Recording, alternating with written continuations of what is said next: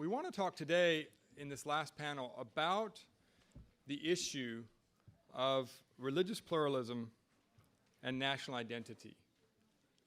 And the truth of the matter is, I wanted these two speakers to be here, and I wanted them to speak about something that is not in their traditional toolkit. So I wanted to raise issues and address topics that they don't normally get to talk about, because I have to address the same old, stale questions over and over again. Why not talk about something that's slightly different that we all think about? And it's an issue that we address all the time in our own country as well. In our own country that is extraordinarily oriented toward religious pluralism. So today we're going to talk about national identity and religious pluralism. And when I say religious pluralism, of course, I mean not only pluralism between faiths, but as we've been talking about today, religious pluralism within faiths, right? And how do you, as a faithful politician or as a faithful government official, how do you respond to and respect the varieties of religious expression within your development of national policy? How do you respond to the question of settlements in the West Bank when the religious varieties within the state of Israel are so radically different, and you want to be faithful and consistent in those policies? So that is our topic for today, and we're very fortunate to have these two speakers. Jacob Diane is the Consul General of Israel. He assumed that position in October of 2007. In that capacity, he's the senior representative of the state of Israel for the southwestern United States, and I think you were saying to me earlier at lunch today, that's one of the largest missions of the state of Israel in the world. Before assuming this post in Los Angeles, Mr. Diane was selected to prepare a strategic plan on the feasibility of opening negotiations with Syria. Prior to his service, as he was Chief of Staff to the Deputy Prime Minister and Minister of Foreign Affairs, Minister Livni, and Minister of Foreign Affairs, Sylvan Shalom. And in this position, he had intimate involvement in policy formation, decision-making, and implementation. And there's more and more, much more I could say, but I want to save that. Hakan Tekin is the Consul General of Turkey in Los Angeles. He was born in Ankara, assumed the post in 2007 as well, and is responsible for overseeing the western region of the United States. He's a graduate of Ankara University, joined the Foreign Ministry in 1990, worked for the Department of Culture, Central Asia, Human Rights, Balkans, served as worked in the permanent mission of Turkey to the United Nations in New York. And again, there's many, many more things that I could say, but I'll stop there. So please welcome our two panelists.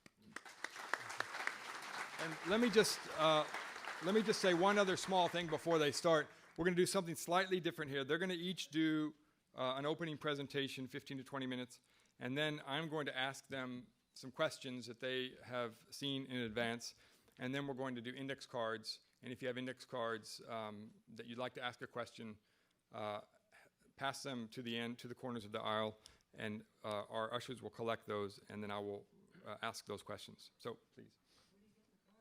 They're coming down. Oh, they're under the table. So, do you want to... Shall I? Yeah, sure.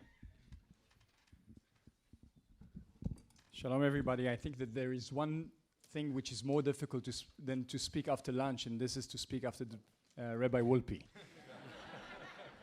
But he's really my source of inspiration, and he's a great leader. And I happened to be with him last week, together with Rabbi Diamond, who's sitting here, in Israel for 58 hours.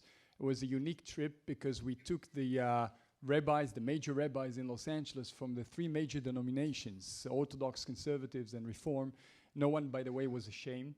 And we were there for 58 hours to bring one message, and we can speak about that later, but this message was a message of unity, that although we have our differences, but we stand united confronting the challenges. And I'm here to speak about national identity, and I think that I'll make one observation before I open, which was made, by the way, by Rabbi Marvin Heyer when we sat at the end of the trip and we tried to summarize the 58 hours that we had in Israel. And he said, listen, we are all here rabbis sitting together, Orthodox, conservative, and reforms, and speaking about our role and how important we are. But come to think about it, the biggest miracle that happened to the Jewish people in the last 2,000 years happened not by an Orthodox, not by a conservative, and not by a Reform rabbi, but by secular Jews. And in 1948, May 14th, the State of Israel was reestablished. And I think that in the reestablishment of the State of Israel, we had the most important document that we had ever in Israel. And coming to the university, and as Roger indicated correctly, I'm doing here something different. I'm not sure that everyone got a copy of the Declaration of Independence of the State of Israel. But I want to explain you the national identity of the State of Israel and religious pluralism through the most important fundamental document that we have in Israel, and we have in Israel, and was conducted by the first Prime Minister of Israel, David Ben-Gurion, who was, by the way, a secular Jew. But through this document, we will analyze the national identity. But in order to speak about the national identity, we need just few historical benchmarks, just to touch, and some of them are in this document. If you look at the page number 2, there is a mentioning of Theodor Herzl and the Balfour Declaration in 1917 and the decision 181, the UN decision of the partition of the State of Israel into two states. And basically, just to explain you a few historical benchmarks. During the end of the 19th century, during the process of emancipation and the national movements, when all the modern states were emerging, the Jews saw that they cannot fulfill their aspirations in any other country. The Jews couldn't be totally German, couldn't be totally French. They couldn't keep Shabbat, they couldn't keep kosher, they couldn't do many things that Jews were doing. And then they came up with a brilliant idea, let's have a Jewish state. Because only in Jewish state we can fulfill our national aspirations. And again, I'm mentioning this idea was brought and was promoted by secular Jews, by Theodor Herzl, who was completely secular. I mean, I don't know if he ever visited a synagogue. No, he did, but he was completely a secular Jew. And the idea was, and at the beginning even, to have a Jewish state, not necessarily in Israel, by the way. For Theodor Herzl, it was, he had many ideas before coming to State of Israel, Uganda, and other places. He came to the State of Israel only by realizing that this is the most fundamental, important thing for the Jewish people, the State of Israel. But that was the first thing, and then there was a whole process of convincing the superpowers why the State of Israel is an essential thing, why a Jewish state is an essential thing, to such an extent that there was the Balfour Declaration and then the Peel Committee, in the Peel Committee, for example, Chaim Weizmann, the first president of the State of Israel, was sitting there, and he was asked by the committee, you know, why do you want the State of Israel why do you want the Jewish state in the State of Israel? You can have so many other places. And he said, you know, it's like asking me why going 60 miles to visit your old mother when you have so many nice old ladies in the neighborhood. and I think the most fundamental thing was in the petition, the UN petition of 181 in 1947, which decided, because of the conflict that was there for quite a long time between the Jews and the Arabs, that the only possible solution is the creation of two states, an Arabic state and a Jewish state. By the way, a Jewish state is mentioned in 1947 in the partition resolution of the UN. Not one, not one time, not two times, 29 times at the UN Partition Resolution. 29 times about the creation of a Jewish state. And essentially, and many think and many ask, and I will refer to that, can such a creature exist? A Jewish and a democratic state? Can the two coincide? Because that's a unique creature, a Jewish state. And I would like to tell you, and through the text I will go over with you why this is the case. But starting with that, based on the UN Partition Resolution, the UN Partition Resolution basically is focusing on the right of self-determination, saying that the majority in every place has the option or has the legitimacy or the privilege to define itself. And by having a Jewish majority in the state of Israel, the Jews can define themselves as a Jewish state, meaning when we say Jewish state, Hebrew as the language, Jewish holidays, Jewish tradition, Jewish history, and all of that. And we'll deal with the minorities later, but basically the majority in every place is entitled to define itself. Now, I would say that the Jewish-Israeli case, that of the Jewish people, and the Jewish national movement, that of Zionism, and the Jewish national, or the Jewish nation Israel, is often said to be unique. And its unique feature are said to be the extraterritorial character of the Jewish people and Israel, and especially the Israel's ties with the diaspora, which is a definition that the Jews contributed to the English vocabulary. And the strong connection between the Jewish religion and the notion of the Jewish peoplehood. I would say that some say that these features of the Jewish Israeli national identity are inconsistent with modern civic democracy. But it is far less unique in modern democratic world than widely assumed. There are numerous other cases, and I'll refer to the numerous other cases, where national identity and religious are officially connected. And there are official bonds between national and nation state and ethno-cultural diaspora. Of course, we are unique, that's of course, but we are not unique in being unique. And let's move to the text. As I said, Israel by definition is a Jewish state. That's our national identity, our Jewish national identity, and it's immediately at the beginning of the text. You can see that the land of Israel was the birthplace of the Jewish people. Here their spiritual, religious, and political identity was shaped. Here they first attained the statehood, created cultural values of national and universal significance, and gave the word the eternal book of books. Now, by saying that it's not unique, if you go to many examples, and again, I don't want to enter, we can relate to that later, but if you go to Greece, and if you go to Ireland, and if you go to the Scandinavian countries, Armenia, Poland, and other, you see, and I lived for a few years in Greece, you see that the national identity is intertwined directly with religion.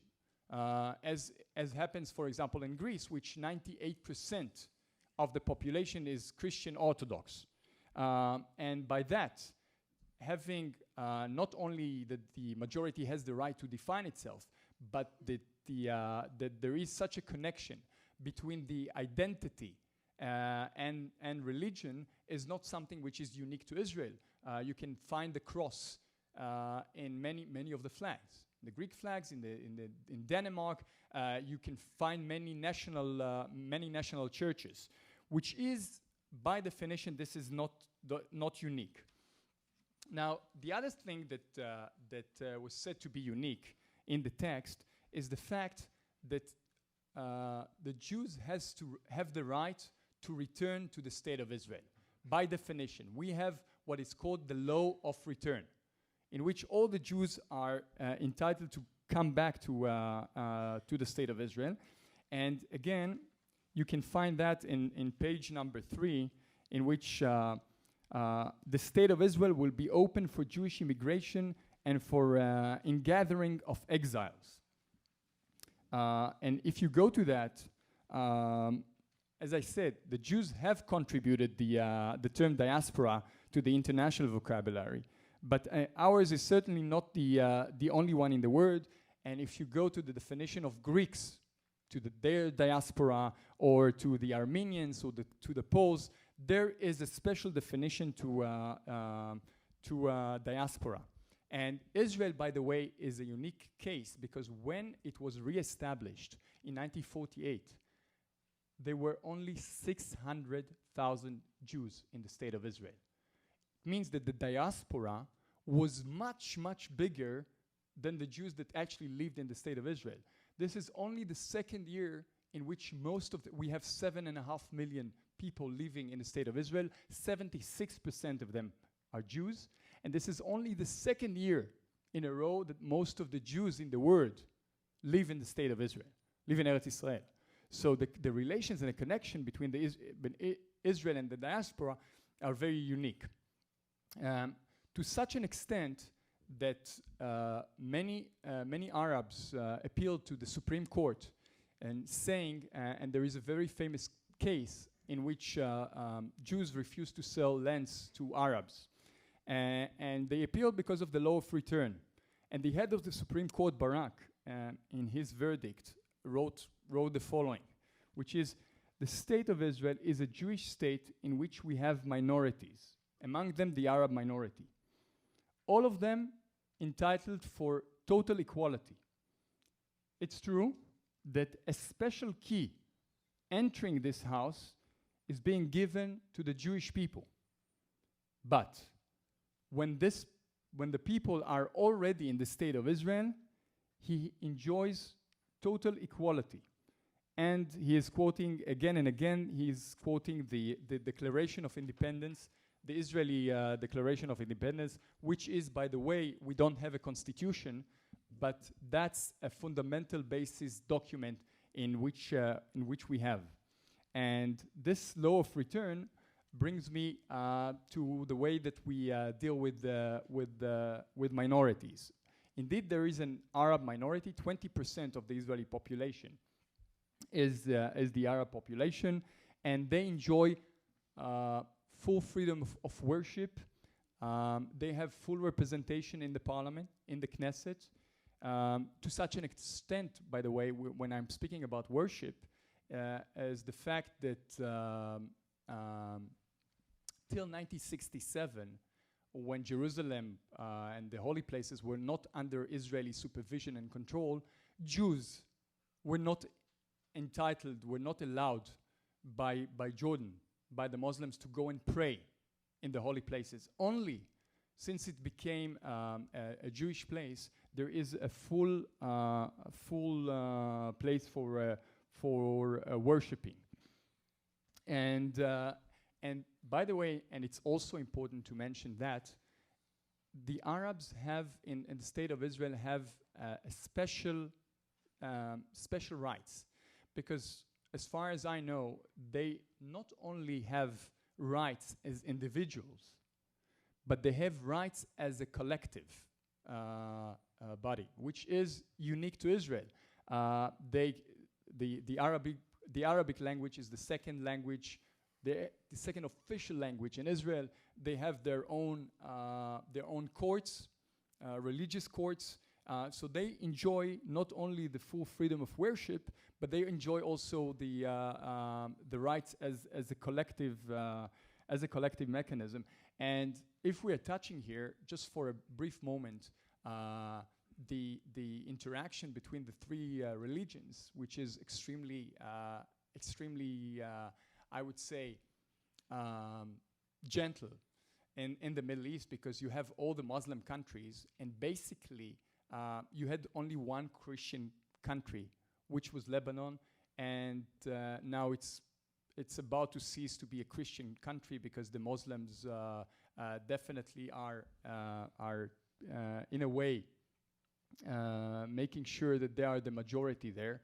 But the Christian minority in Israel, which most of it, and this is interesting, most of the Christian minority in Israel is from Arabic descent. They, not only that they enjoy full rights, but if you go to a place like Bethlehem, a Christian religious place, when it was under Israeli control, a little bit more than 10 years ago, you had 20,000 Christians in this city. Today, there are less, 10 years later, after a Palestinian control there in the city, you have less than 3,500 Christians. So I would say that this is a problematic, there are problematic relations, and again, I don't want to enter to what is going on today in the Arab world, in which you can see that Islamic fundamentalism is becoming more and more of the coherent ideology there in the Muslim world, and we have to think about the trends that are happening there in terms of the relations and the connections between the Muslim world. I'm not saying, by the way, that the majority supports Islamic fundamentalism, but what I'm saying is that the trend and the only coherent ideology basically that is applicable today there is a problematic trend, and we see it all over the Arab world, and not only in the Arab world, in other countries as well. So then I touch in maybe 2 sentences which is something which is a little bit even more problematic, the relations between the 3 major denominations, but Orthodox, Conservatives, and Reforms. But touching that, I will refer you to the text, which is very interesting. If you go all over the text, you cannot find the word God in the text, which is, in a way, I would say it's a unique thing in this declaration of independence, because usually you can find God everywhere, as David Wolpe said. And I would say that there was a big debate, and eventually, if you go to the end of the text, at the end of page 3, the compromise that they found is placing our trust in the Rock of Israel, which the Rock of Israel is God, without saying God. But it was such, I would say, such tense relations then between seculars and Reforms and Conservatives and Orthodox that they even argued whether we should put the word God there, bearing in mind that all the 3 denominations and others were an integral and important part of the Zionist movement. They were ultra-Orthodox Jews that opposed the creation of the State of Israel and still oppose the creation of the State of Israel, Jews. But all the major denominations together were as one part of the Zionist movement, and not only part of the Zionist movement, but supporting the creation of the State of Israel. And I'll finish with that because you said about settlements. And I think that the most important thing for us, speaking about the conflict, is maintaining the conflict as a national conflict. Because once the conflict becomes a religious conflict, and we go with our Torah and Bible and history 3,000 years ago, no Jew has doubt that he entitles to live in Hebron and in other places. This is our right. And this is why we see it as so important, maintaining the conflict. And by that I'm relating to your remark about settlements, maintaining the conflict as a national conflict, because as long as it is a national conflict, it is solvable. And once we turn this conflict into a religious conflict, then I am afraid we cannot solve that. And you know, the most important thing with this declaration of independence that I encourage each and every one of you, and as you said, Roger, this is a different exercise for me, sitting at the university and trying to analyze a text. But the most important thing in a company, which even a commercial company, is always to remember the vision. because once you don't have the vision, you don't know exactly where you are going. And the vision is articulated very well here at the end of page 3. As we say, we extend our hand to all neighboring states and their people in an offer of peace and good neighborliness, and appeal to them to establish bonds of cooperation and mutual help with a sovereign Jewish state settled in its own land. The state of Israel is prepared to do its share in a common effort for the advancement of the entire Middle East. Thank you very much.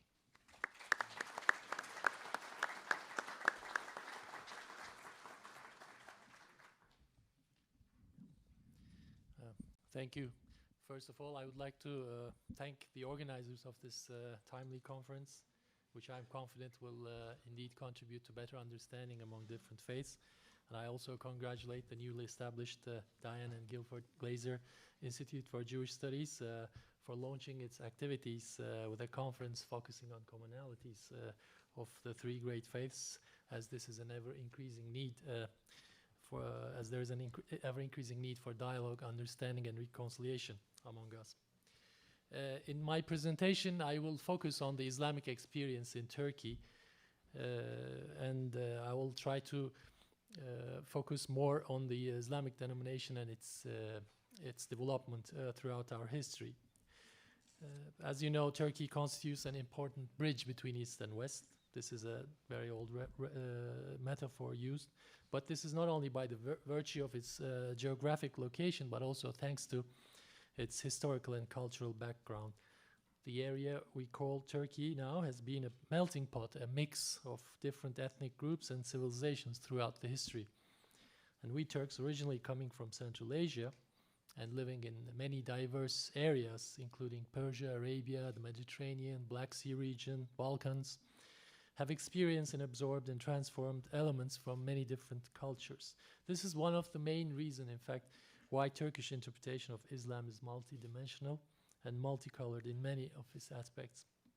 Today, Turkey has a population of 70 million, where 99%, in fact more than 99% of its citizens are Muslim. It is at the same time a secular democracy, a rare example among the Muslim countries. And we know that some circles, both within and outside the Islamic community, assert that the ideas of democracy and secularism are not compatible with Islam. Turkey is a living example to disprove those views. Of course, one can always find some Islamic traditions, interpretations, practices that may be in conflict with the concepts of a modern state. But so you can find similar things for other religions. Islam's philosophical, sociological, and theological diverse and multidimensional nature is often disregarded in these debates.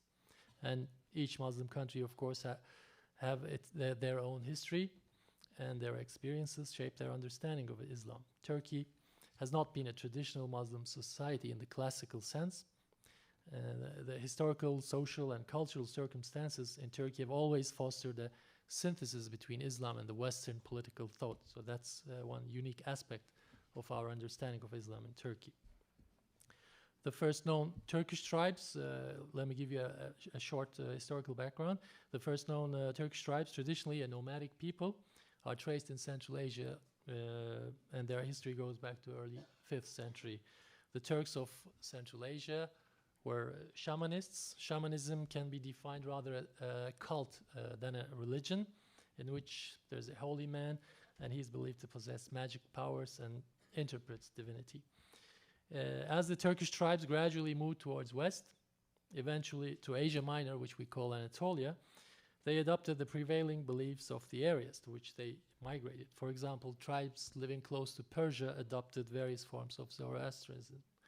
But the Turks who converted often succeeded in creating a synthesis between their new beliefs and the beliefs of their former creeds. This entire process of religious aggregations were repeated when Muslim Arab invaders conquered Central Asia. So Turks were originally forced to accept Islam, but gradually, however, Turks began willingly adopt Islam. Yet, as I said before, the traditions and practices of their ancient beliefs were not easily left behind. And they blended these their beliefs with their new faiths. Due to this historical background, Turkey has a complex and rich religious tradition, ranging from pre-Islamic practices, which I mentioned, to mainstream Sunni Islam, which is the predominant faith in Turkey, from minority groups of Orthodox Christians, as well as Jews. We are very proud with our history with the Jewish people, from the Ottoman Empire to the Turkish Republic. I would not dwell on that.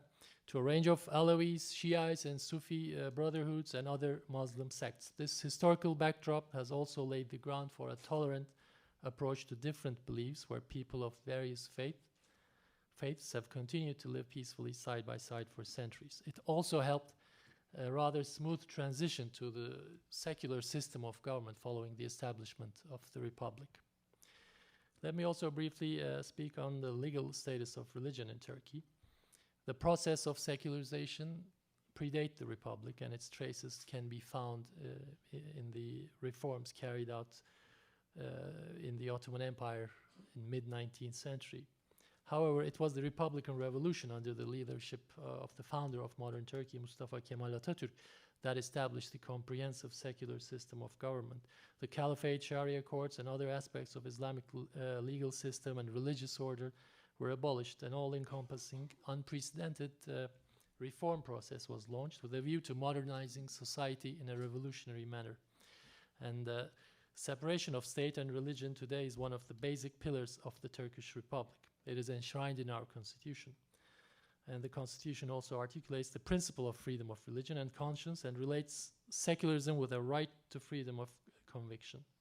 This grants everyone freedom of conscience, religious belief, and conviction.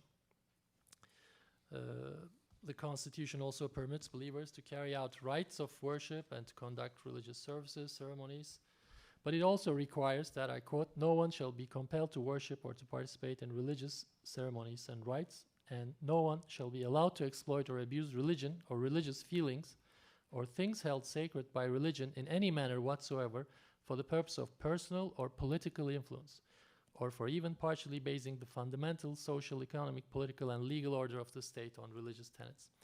So we have a very strong legal framework for this secular system. The Republic, drawing on the Ottoman practice as well as the French model of laïcité, established a control or a supervision of religion by state institutions. The governmental institution in charge of the regulation of religious life of all Muslims living within the country is the Directorate of Religious Affairs, an office that reports directly to the Prime Minister. This office has two functions: the administration of Turkey's more than 70,000 mosques and the production of religious knowledge. It supervises the muftis, religious scholars who give opinions on theological issues. And in Turkey, all muftis and imams are state employees.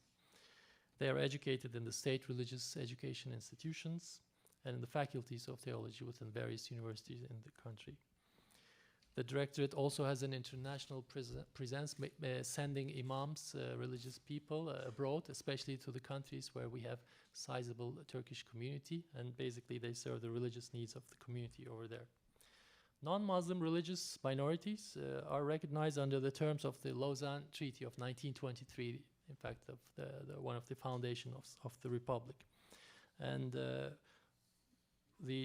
along with their affiliated churches, monasteries, and schools are regulated by a separate government agency.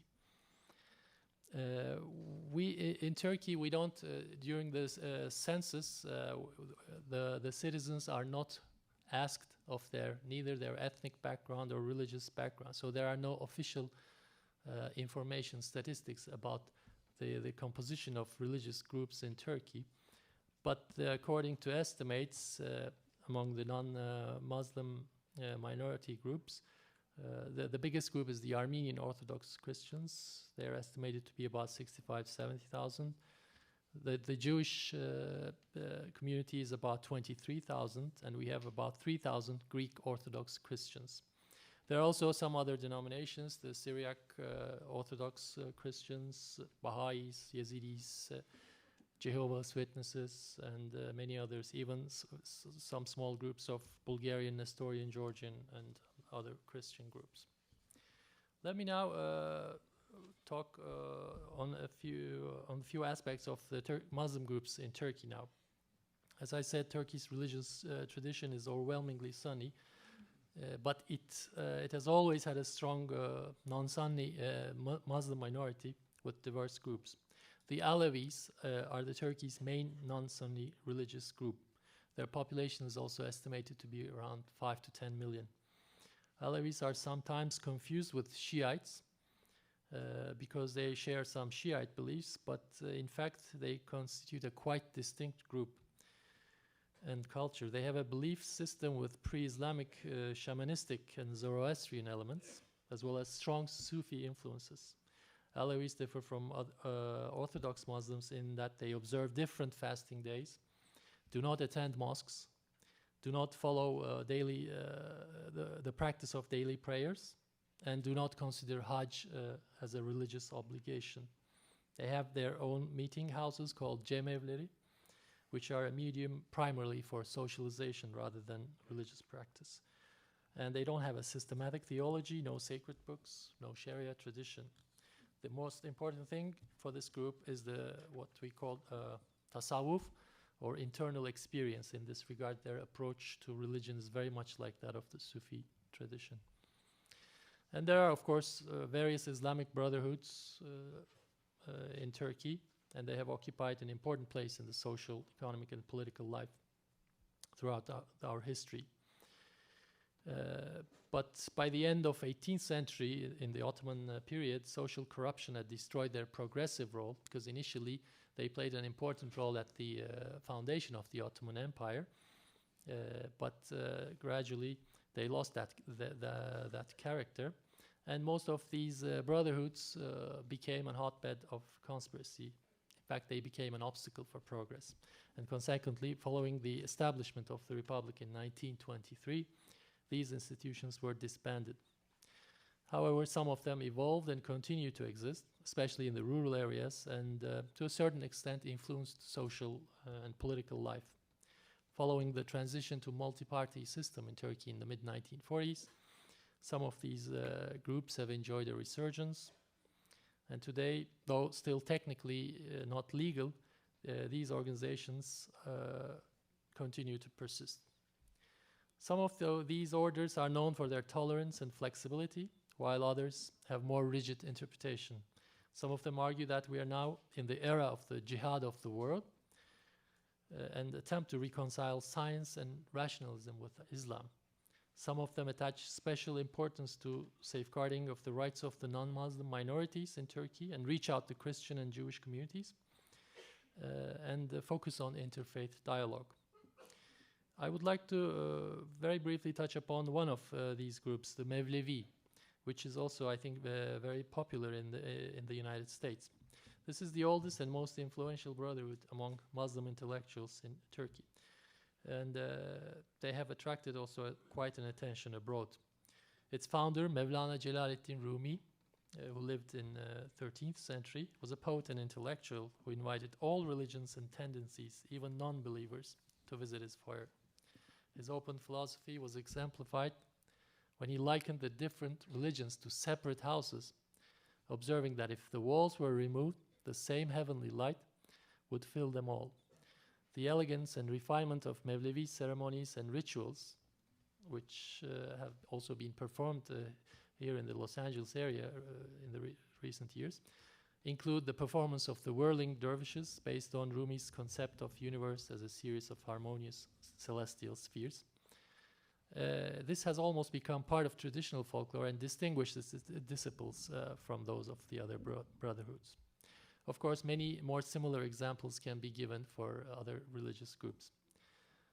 But the moderate interpretation of the scripture, diverse but predominantly peaceful trends, and tolerant attitude towards people of different faiths characterize the entire Islamic experience in Turkey. Today, our exceptionalism also derives from the example that it provides the coexistence of Islam with secular democracy, modernity, and globalization. An overwhelming majority of Turks today does not see a contradiction between a good Muslim and being secular. This is consistent with our conception of Muslim identity. And for historical and cultural reasons, Turkey has been more resistant to radical and violent varieties of Islam compared to other societies. Of course, no society is immune from extremists, and there have also been radical elements in Turkey. But these have always been marginal groups, and a rigid interpretation of Islam have never taken root within a broader sector of Turkish population. Various public opinion polls show that there is little support in Turkey for an Islamic state. A recent survey carried out by a respected NGO showed that the vast majority of Turks oppose a state based on religion. In fact, the negligible support for Sharia among the population has been further decreasing in the recent years, which when you read the Western press, you have a different understanding of what's going on in Turkey, but these are the results of independent surveys. The support for Sharia in Turkey, for instance, according to recent surveys, are hovering around single digits. And as I said, a large majority of us, including the religious Turks, support the secular state. And Turkey has a long history dating back to the late Ottoman period of seeking to fuse Islam and Westernization, and this has also become a part of our identity. This differentiates Turkey from other Muslim countries in the Middle East. This is important because it goes to the heart of the issue of the compatibility of Islam and democracy. I think I would better stop here. If I have time, I would also like to talk a few minutes about Turkey's efforts toward bridging the difference between the religions, but if we are running out of time, I can skip that. Go ahead, that's fine. Okay. So very briefly, given its historical relations and cultural ties with a wide geography, Turkey is uniquely placed to contribute to a better mutual understanding among societies. Indeed, the rich perspectives which we have cultivated by being part of different regions, civilizations, providing home to various cultures throughout our history, enables us to act as an interface that facilitates harmony among religions and cultures. One product of this approach is the Alliance of Civilizations process launched by Turkey and Spain within the United Nations system back in 2005. The success of such initiatives is instrumental also for overcoming certain stereotypes about religion as a source of hostility and hatred. This portrayal of religion is not only unfair but also dangerously misleading, as it diverts the attention from the real causes of the most conflicts we are trying to tackle today. And we believe that contrary to these assertions, the positive influence of religion can be felt through the core values and common ideals of the great faith traditions. What needs to be done today is to make these common values more visible. We have to make clear that violence, terror, and intolerance that is affecting us all cannot be attributed to religious or cultural motives. And we cannot allow extremism and fundamentalism to divert religion from its humanistic path and make it an instrument of violence and terror. And joint efforts to this end at all levels are much needed than ever. So with these thoughts, I'd like to express my gratitude once again to all those who have made efforts in organizing and participating in this important conference. Thank you.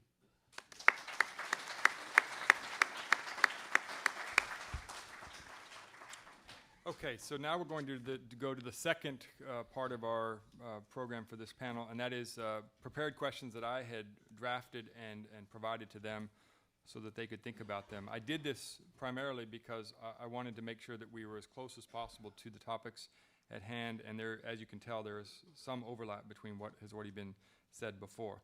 The first question is about looking at the relationship between the religions in the historical context, looking at it across the broad sweep of the centuries. And to ask this question, I actually want to have a quote from Bruce Feiler, who wrote a book, an interesting book called Abraham, A Journey to the Heart of Three Faiths in 2005. And I'm just going to read a very, very short excerpt from this book and then see if you two can respond to it. At the end of the 19th century, the struggle among the three monotheistic religions seemed to be reaching something of a resolution. Judaism would be a minor religion with no homeland and almost no political clout. Islam, meanwhile, had also come up short in its bid for triumphal domination.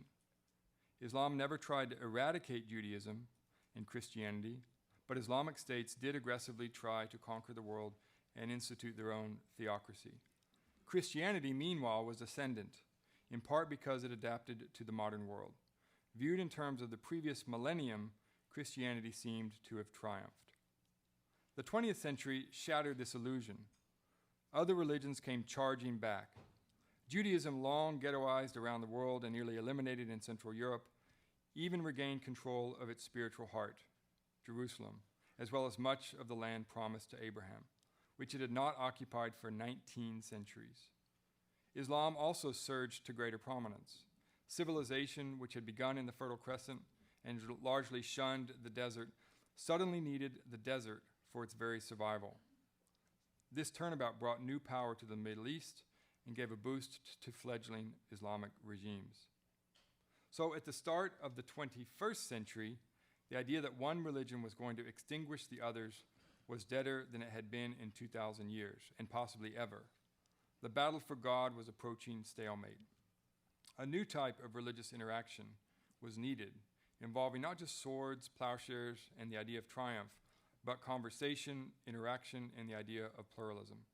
This state of affairs set up a new question for the faiths to ponder. Can the children of Abraham actually coexist? You know, we have a president that says, we heard it last week, that, optimists and pessimists die the same way. They simply live differently. And I think that all of us are extremely optimistic, but we cannot ignore the trends today and the different aspects that exist in the Middle East. And the trends that exist today in the Middle East are not in our favor, meaning that what you see in some, and I related to that briefly. What you see today is, and I think since the fall of communism in 1989, that the most coherent applicable ideology today in the Arab world and some of the Muslim world, not all the Muslim world, is Islamic fundamentalism.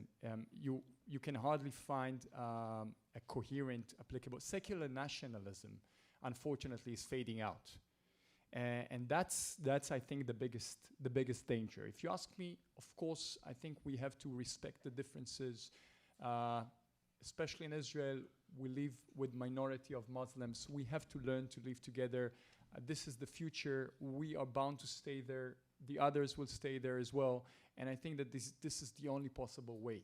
To tell you that the trends are positive, the answer currently is no. But we have to look at the future and be optimists. Yeah. Well, certainly we are also, at least I myself, have a more optimistic approach to this question. Of course, saying that, it's not an easy challenge we have ahead of us. Radicalism, all sorts of radicalism, not only Islamic fundamentalism, are big stumbling blocks in building bridges across our societies. But we are trying to look to these issues not from a confrontational basis, like whether one religion will survive, because the quote which you have just given, it gives that impression that one of the religions should have to prevail.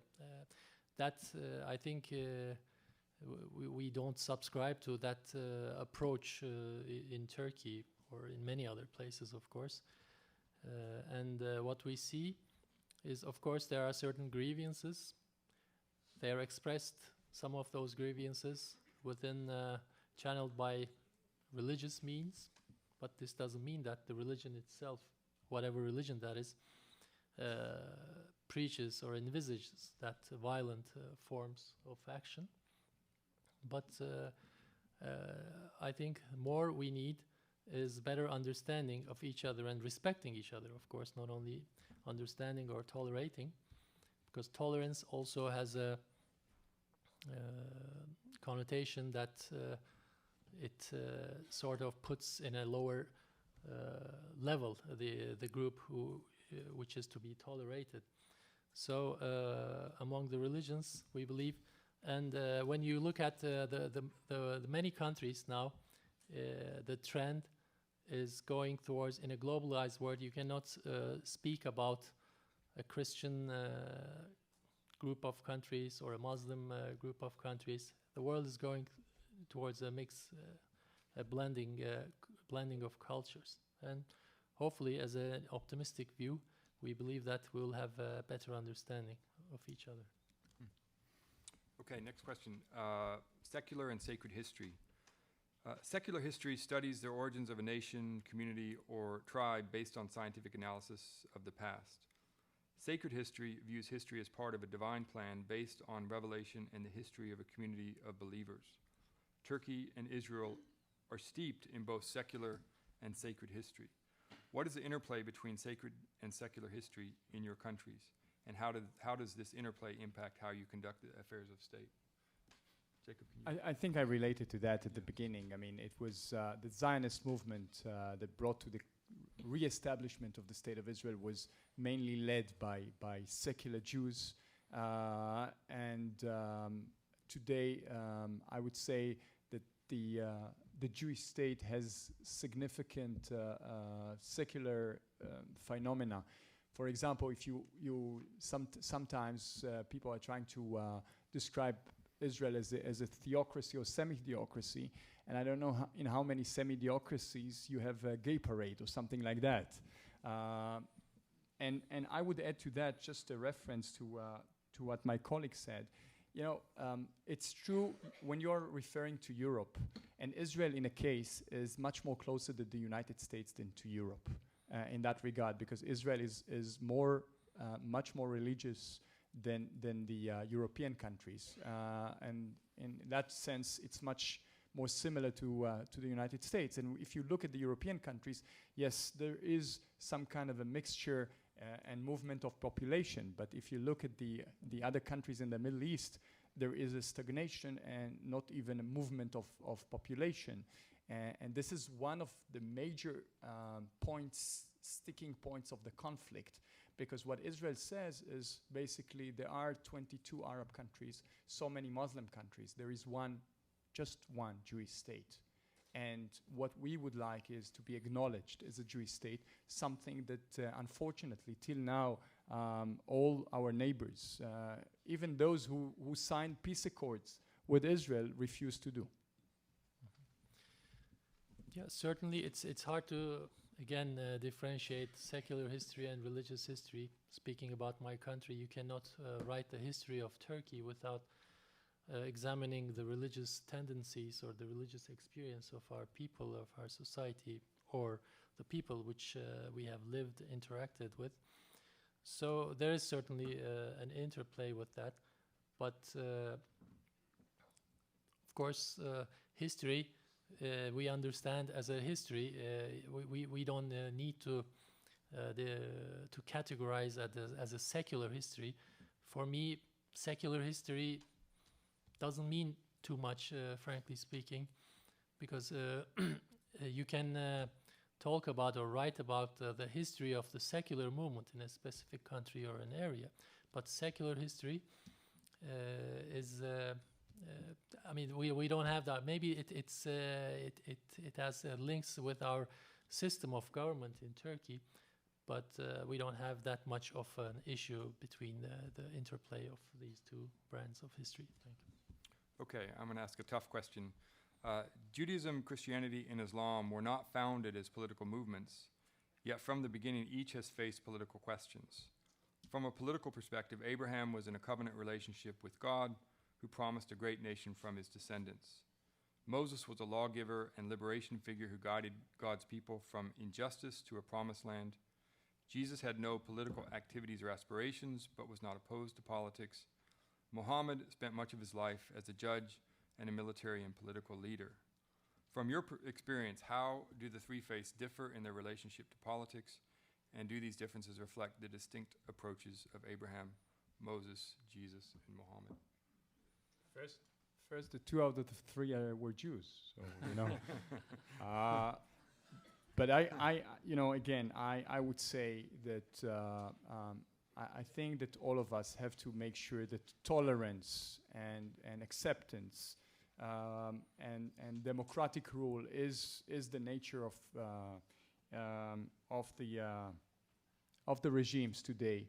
And if you relate to history, that's a long question. Why, if the nature of Muhammad as a military leader, does it reflect today in the Muslim and the Arab countries? I think it's very hard also to generalize, because you have different Muslim countries and very moderate Muslim countries as well, which we have to. But I think that all of us have to, and that's a point that has to be made. All of us have to relate back to history and see our roots in our history, because in order to know where you go to, you must know where you come from. And that's our history, and this is our roots, and this is why we are in the state of Israel. We are in a Jewish state. We are there, and we will stay there forever. And the others have to reflect back in history and understand that as well. Nevertheless, and this is why I mentioned and emphasized that the conflict has to maintain on its political dimension and not on its religious dimension, because then once we transfer it to a different level, it's an unsolvable conflict. Yeah, well, I have little to add to Jacob. In fact, traditionally, as you mentioned at the introduction part of this part of the panel, that we don't speak too much about religion. I mean, coming from a secular country, in fact, it's first time I'm speaking about religion in a conference. So it is rather hard for us to speak on these issues. And I personally don't have expertise. But I agree with Jacob in the sense that we have to look back history, we have to know that, but also never disregard what we are studying and to evaluate them in the context of their time. So it's easy to draw conclusions by studying history and portraying a certain culture, certain nation, certain religion in a very different way. It can be manipulated. And of course, history is written by usually by very different. There's subjective history and also the memories of the societies. There can be selective memories. What we have to focus is on to build a fair memory of what really happened in history. Okay, for the sake of time, I'm going to stop on my questions and start taking the questions from the audience. There's dozens of questions here, and we don't have time for all of them, obviously. I'm going to start with a couple questions that are addressed to both of you that I think are quite interesting. This first question, how do we get beyond fear? The Jews see Holocaust everywhere. The Muslims see colonialism everywhere.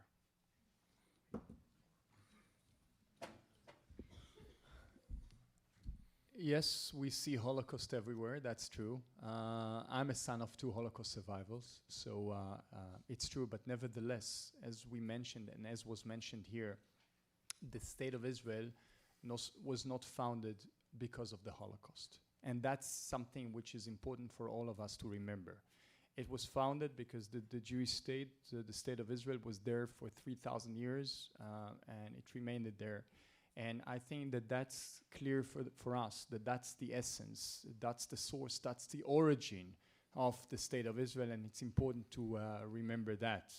And psychologically speaking, I think that we have proved again and again that if you approached us and if you mean peace, like happened with Egypt and Jordan, we are more than willing to extend our hand, as was mentioned and as I finished in the vision of the independence, the Declaration of Independence. This is what we want to see, and we are looking to the future. And the future is a future of peace. It's not a future of Holocaust. This is what we are telling our kids and the kids of the international jury. It's a partnership of success and not a partnership based on a previous Holocaust or future Holocaust. And that's the most important thing to remember. My short answer to that question would be to fight ignorance. Because, as we know, ignorance breeds fear and hatred.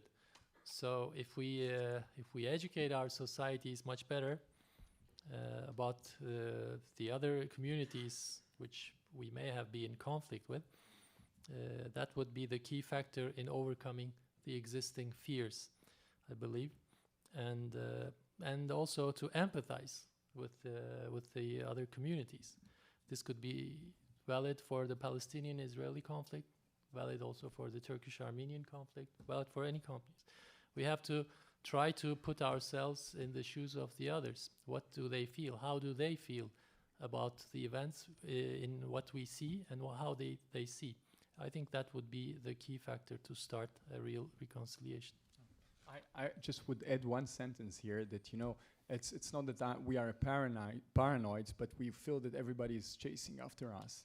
And in a way, I think what will help is that I think that the only state today in the world, think about it, that people are questioning its legitimacy, people are calling for the destruction of the state, is the state of Israel.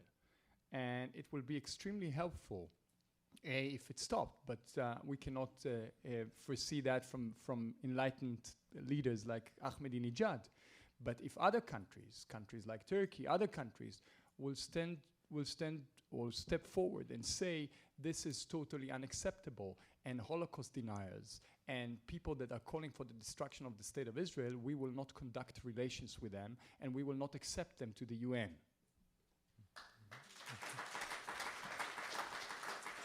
Okay, the next question from the audience, the sort of the flip side of what we've been talking about today. Are political leaders making any attempts to promote peace between Jews, Muslims, and Christians? If so, what are your methods and has any progress been achieved? And I think that's for both of you as well. Yeah, certainly. I have briefly mentioned about that. Internationally, we are involved with certain projects like the UN initiative I mentioned. And also within the community, Turkey, I try to give of course, a rough picture of our experience with Islam and the secularism. And but when you look at what happened in Turkey in the early years of the Republic, people now, even within Turkey, heavily criticize that they say that it was not a democratic process at all. It was suppressing the religious groups and so on and so forth. But it was a nation-building process, and it had to be done. As I said to an answer to other question, we have to evaluate the issues within their historical context. So it's easy to criticize what was carried out 80 years ago or 200 years ago with today's standards. But yeah, Turkey, both with governmental, but maybe more importantly, the recent trend in Turkey is the interest of non-governmental institutions in the interfaith dialogue.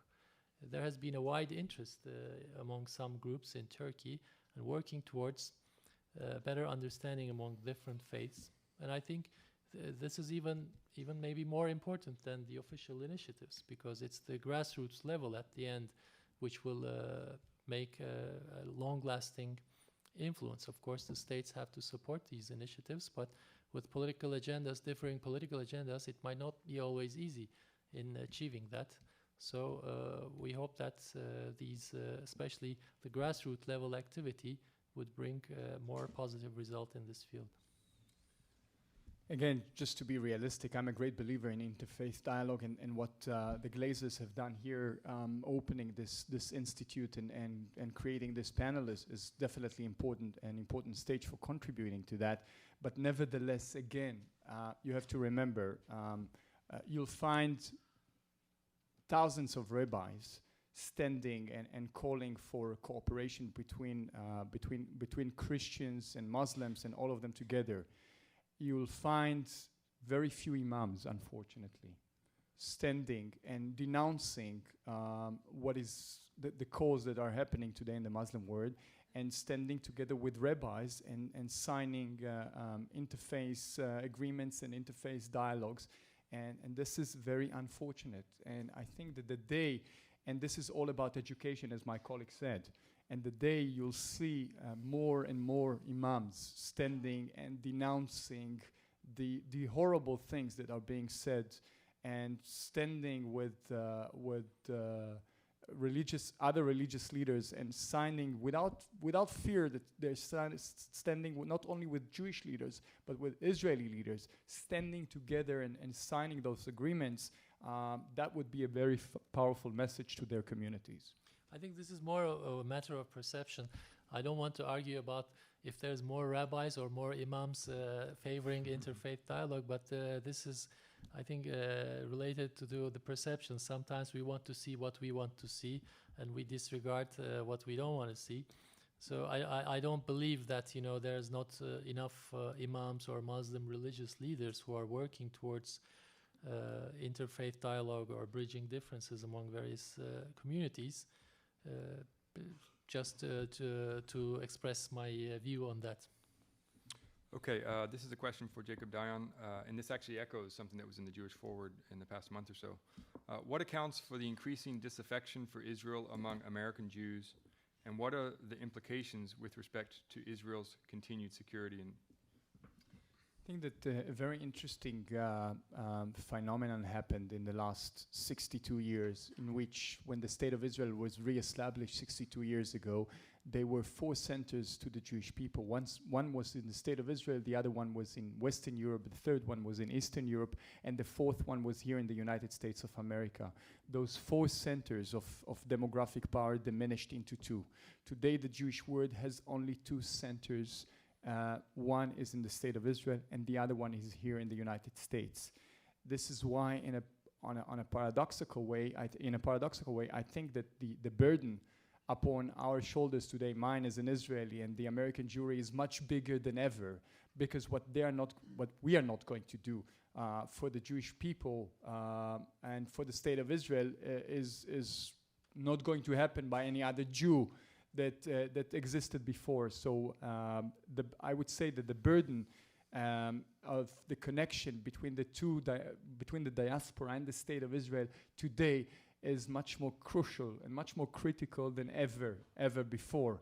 And I think that people have to realize that. People have to wake up and look at the clock at what is happening, and see that the American Jewry today in the United States is as crucial, or not as crucial, is more crucial than ever for the continuation and prospering and the strengthening of the State of Israel. For Hakan Tekin, could you touch briefly on the Armenian genocide, quote unquote? Was it purely political, or was it religious? And you might also want to add what we talked about last night about the current commission. Yeah, well, it has nothing to do with religion. Political, it depends on what you define as political. The Armenians, I'm telling you why it's not because of religions. Armenians and Turks lived in Turkey, in the country which we define as Turkey, in the area, for over a millennia, peacefully together, and only a small chunk of that history is problematic. And that was started in the early 20th century, while Ottoman Empire was crumbling, and it culminated in the First World War, 1915, when the Armenian bands they sided with the invading Russian. Ottoman Empire was in war with the Russia, Tsarist Russia, and the Armenians in the east, some Armenians, let's say, not all the Armenians, they have sided with the invading Russian army. So it was a security situation, and the Ottoman government had to take a decision to relocate the Armenian subjects of the empire to another part of the empire. So basically, very crudely, of course, this is a very sensitive and complex subject. I can talk long about that, but basically what we see is that not a genocide, it was, or nothing related to their religion, but it was a security issue. If it was religion, why would the other religious groups were not relocated or subject to similar treatment. And also within the Armenian community, the Armenians who lived in the western parts of Turkey, in Istanbul, Izmir, and other areas, in Bursa, they were not. They were exempt from this process. So it is nothing to do with religion. Basically, if you can draw a similarity, like during the Second World War, when the United States was at war with Japan, the U.S. citizens of Japanese ancestry were interned in certain parts of the country.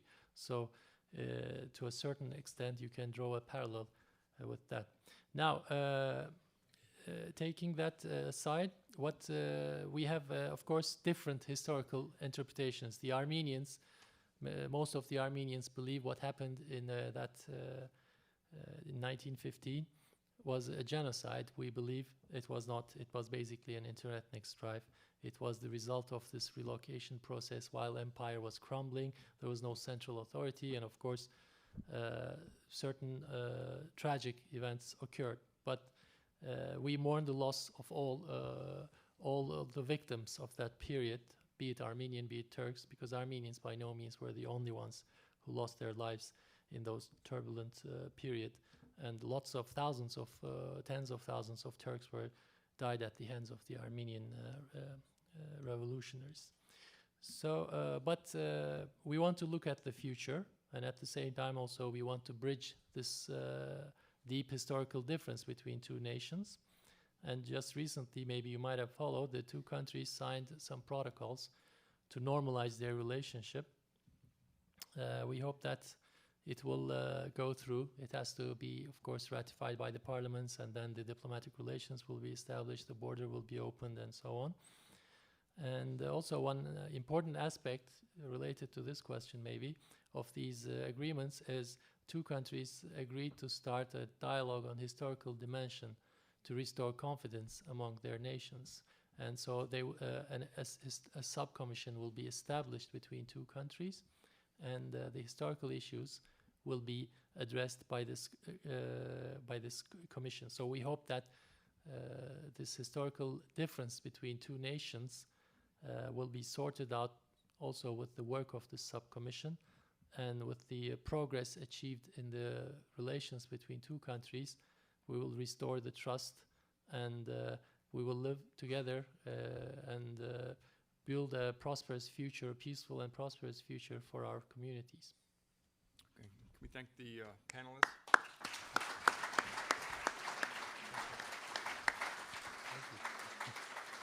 Okay, so that concludes our day. There's many thanks I could give, but before you leave, I would ask Diane and Guilford Glazer to please stand up, and for all of you to thank them warmly.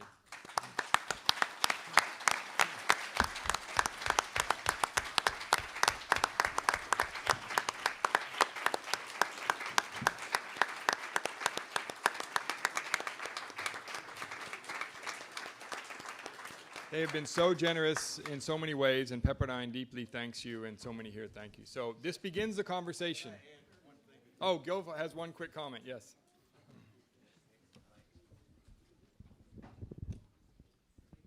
Naturally, a lot of people in here are hoping that we'll find peace on every front. Jacob, I'm talking about you now. Sorry. I don't agree with him. I think that American people, from starting the '67 war or even the formation state of Israel, have stuck with Israel very well. I think it's amazing. I cover the waterfront. I talk to a lot of people, and I've never heard anything really negative. Maybe quietly they talk to a couple of nutty college professors in Harvard or somebody like that are talking. They write a book, and anything to get their book published.